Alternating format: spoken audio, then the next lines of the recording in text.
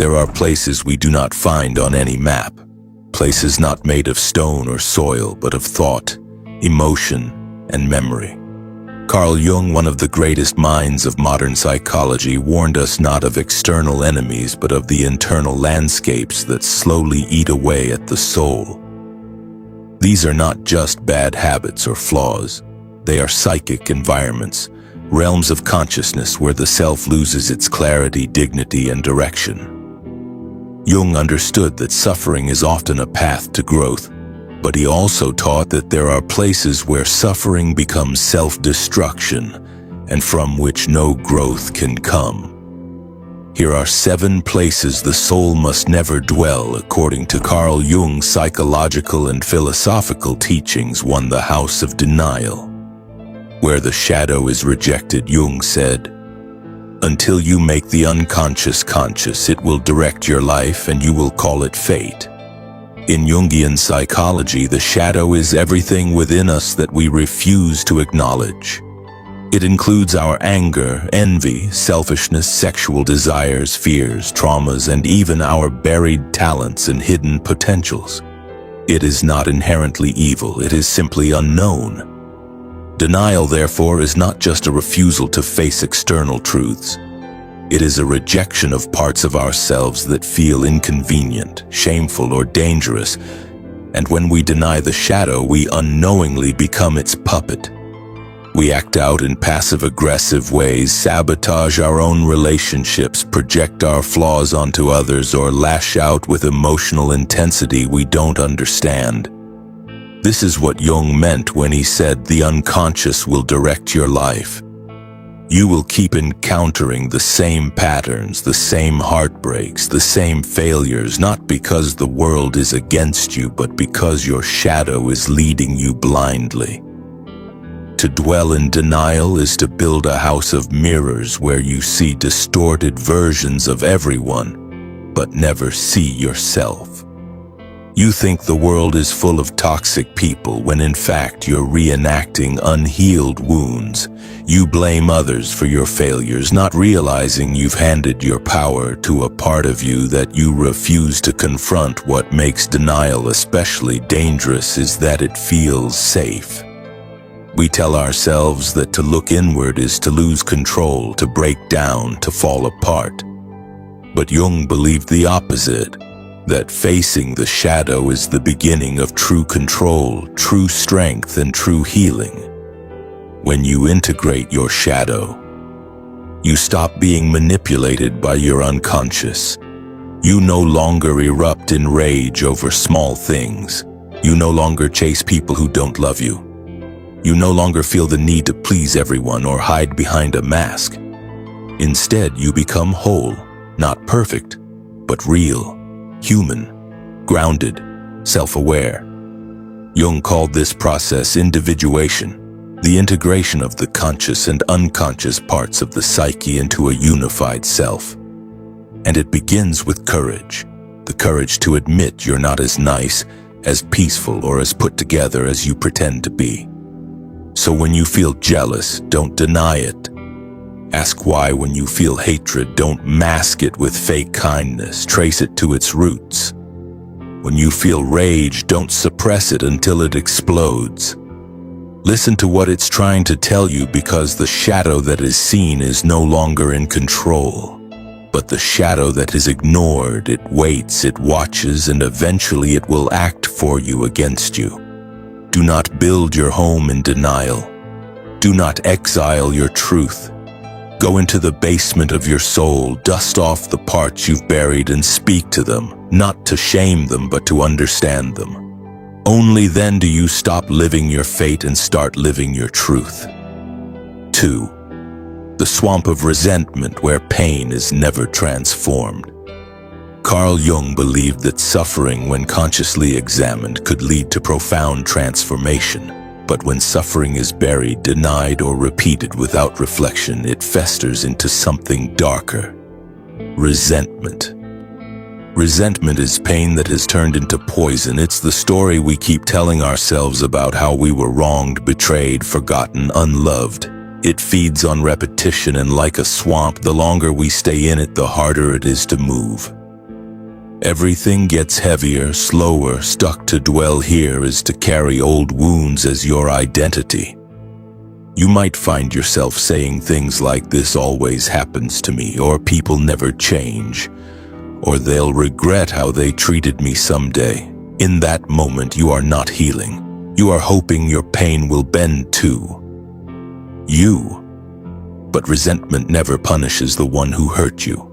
It punishes you. You begin to close off trust, less love with suspicion. You might even become the very thing you resented. Bitter, cold, cruel. The victim becomes the mirror of the offender.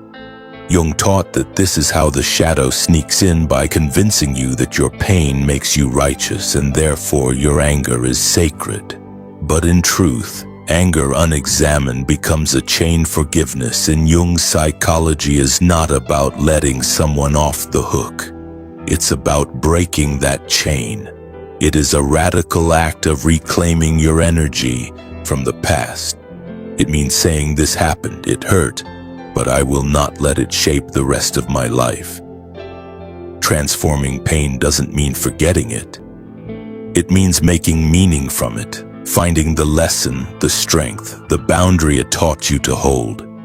Jung called this alchemy of the psyche, turning emotional lead into gold. So if you find yourself in resentment, pause, ask yourself, am I feeding this or freeing myself from it? Because the swamp will always offer you a place to lie down. But don't mistake that stillness for peace. 3. The prison of guilt and shame, where the self is condemned. There is a difference between guilt and shame. Guilt says I made a mistake. Shame says I am the mistake. Jung saw shame as one of the most dangerous emotional states, not because it's dramatic, but because it's quiet. It hides in the corners of the psyche, whispering that you are unworthy, unlovable, unfixable. People who dwell in this inner prison often appear functional. They work hard, smile in public, achieve success, but inside they carry a silent belief that they are fundamentally broken. No achievement feels enough, no love feels deserved, no forgiveness, even from others, penetrates the wall they've built inside. This is the tragedy of shame. It doesn't just make you feel bad, it disconnects you from your own soul. It tells you that you must become someone else to be acceptable, even to yourself. Jung believed that real healing begins not with perfection, but with self-acceptance. He did not encourage indulgence and wrongdoing, but he warned against eternal self-punishment. The psyche needs space to evolve. It cannot do that in a cell of constant self-judgment. To stay in guilt beyond its lesson is not noble. It is self-destructive. True remorse leads to growth, to repair, to responsibility, but shame, persistent, unyielding shame, leads to paralysis. And so Jung invites us to confront our inner judge, to ask, whose voice is this? Where did I learn that love must be earned, that I'm not enough as I am often? This shame was planted in childhood, in religion, in trauma, in comparison, and yet we carry it like law. But you can choose today to begin unlocking that prison door, not by erasing the past, but by refusing to let it define your worth. Your mistakes are not your identity. Your past is not your destiny. The soul was never meant to live in condemnation. Its natural home is growth, not guilt, freedom, not fear, self-respect, not self-rejection. And if you want to heal, you must be willing to look yourself in the mirror, not to find flaws, but to offer compassion. As Jung taught, only by embracing the whole of ourselves, light and shadow, can we ever truly be whole. The theater of persona, where authenticity is abandoned. Carl Jung introduced the concept of the persona, the social mask we wear to navigate the world. It is the version of ourselves we present to be accepted, admired, or protected. But while the persona is necessary for functioning in society, to dwell in it is to lose yourself. The theater of persona is the place where performance becomes identity. You start with a mask and then forget it's a mask. You smile when you want to cry. You agree when your soul protests. You dress, speak, and behave, not to express yourself, but to maintain approval. And slowly, without noticing, you vanish your true self. Your desires, your pain, your creativity, your chaos is pushed into the unconscious. You become a character in someone else's story, playing a role in a script you didn't write. Jung warned against this because the soul does not thrive in pretense. The longer you perform, the more distant your inner life becomes, and eventually you will feel exhausted, numb, or even depressed. Not because your life is meaningless, but because your life is not your own. In this place, authenticity is not just as person. It's dangerous to show your true self. Would risk rejection, but Jung believed that no one can become whole without facing that risk. Individuation, the path to psychological maturity, requires us to remove the mask piece by piece and ask, who am I really? Leaving the theater of persona is not about rebelling against society. It's about remembering your soul. It's about reclaiming the voice you silenced, the dream you postponed, the values you buried. Because no matter how admired your mask becomes, if it does not reflect your truth, it will never feel like love. It will feel like loneliness. 5. The labyrinth of overthinking, where the mind becomes a trap. The human mind is a brilliant tool, but Jung warned that when the mind is not connected to the deeper self, it becomes a maze, a place of endless loops, a prison of analysis, a labyrinth where thought never ends and truth is never found. To dwell here is to mistake rumination for wisdom. You think and think and think, trying to solve your pain with logic, trying to control the future with prediction, trying to undo the past with imagination. But the more you think, the farther you drift from clarity.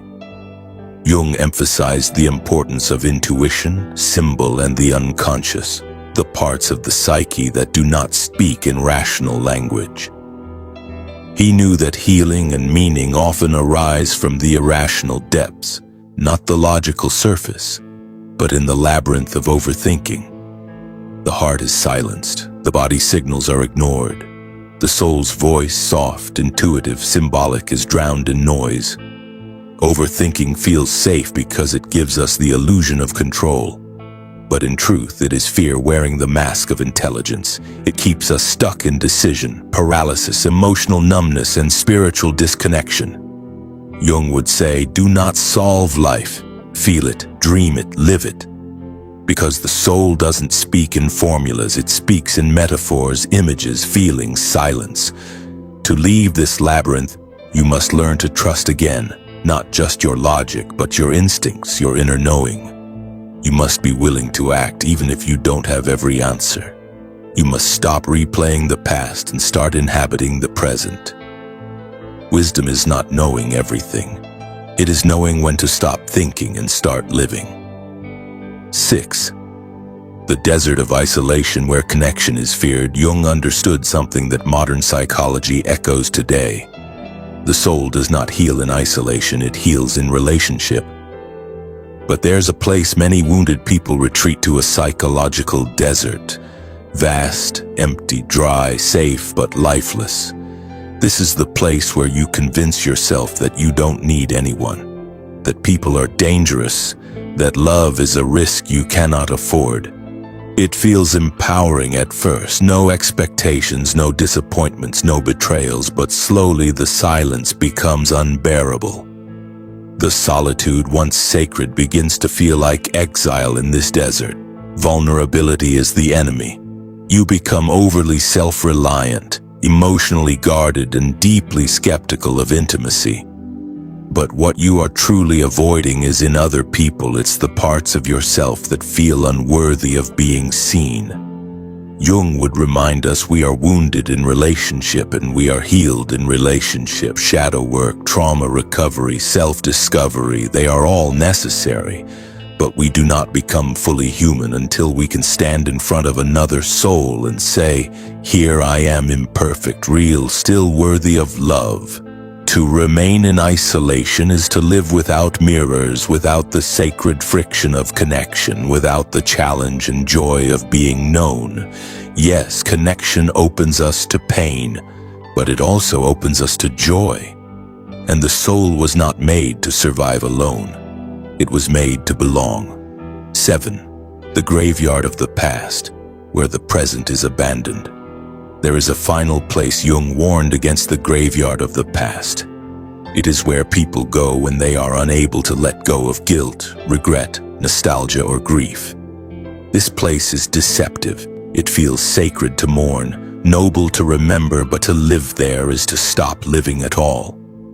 You become a ghost, wandering through memories, reliving wounds, trying to resurrect what has already died. The mind replays what could have been. The heart clings to what was lost, and the present moment becomes a blur, ignored, unlived, unloved. Jung believed the psyche is always calling us toward wholeness, and wholeness can only happen now.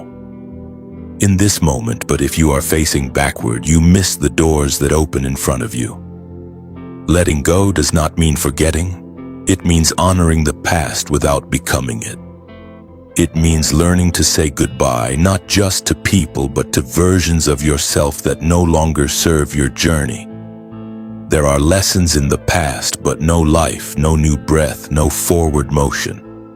So if you find yourself walking through this graveyard, kneeling before old heartbreaks, replaying old betrayals, pause and ask yourself, what am I keeping alive that no longer belongs in my story? Grieve, forgive, bless it, and leave it. Because life, Jung said, is not found in clinging to what was, it is found in becoming who you are meant to be here now, fully awake. So leave the places that shrink you, step into the space where your soul can breathe, not tomorrow, not when you feel ready, but now.